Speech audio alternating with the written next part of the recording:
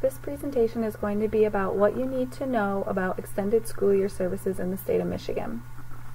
Extended school year services refer to special education and related services provided beyond the normal school year or school day for the purpose of providing a FAPE to a student with a disability. Extended school year services are provided to students who may suffer loss in different areas, including academics, social, behavioral, and communication, in order to lessen the gap that may occur. It's important to remember that extended school year services are completely individualized and look different from student to student. In Michigan, extended school year services date back to 1973 to the implementation of special education rules in the State Board of Education, and then the extended school year services are also included in the IDEA regulations, which include a general definition of extended school year services, which includes services that are provided to a child with a disability that extend beyond the normal school year of the agency that the student attends, and it also includes that the extended school year services is decided upon by the IEP team during the IEP meeting. Extended school year services are included in an IEP in all programs, just looks differently.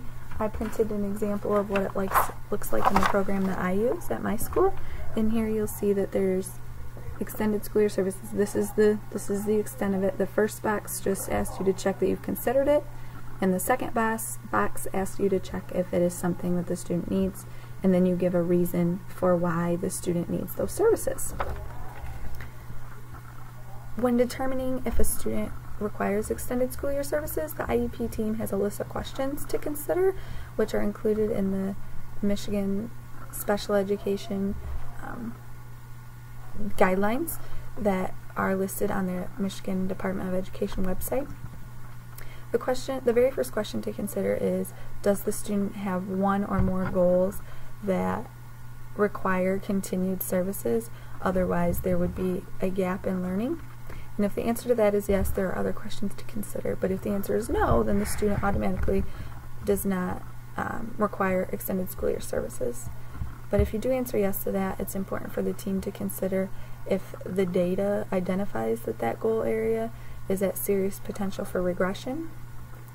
And then if the data regarding the severity of the disability, it indicates to the team that there's a need to provide services in this goal area with outbreaks throughout the year.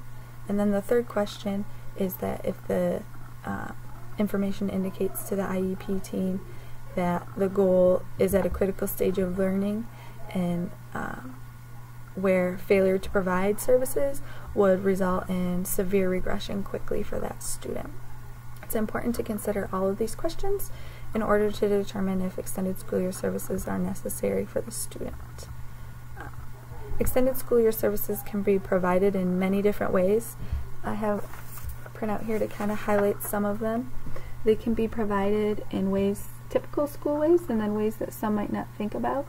So they can be provided at a traditional classroom, school-based programs that vary in length, daily instruction in specific goal areas, small group instruction, one or more related services at a community program, cooperative programs with agencies, a consultation with a job coach, intensive short-term instruction, a week of intensive review prior to the school year, and home-based programs that include parent training. So as you can see, there are many different ways to provide these services, and sometimes we have to get creative when the schools that our students attend do not also provide a summer program. With that being said, it's important to remember that if the school does not provide summer program for the general education population, they are not required to provide extended school year services through them. It's also important to remember that all extended school year decisions need to be based on data just as most information in IEP is required.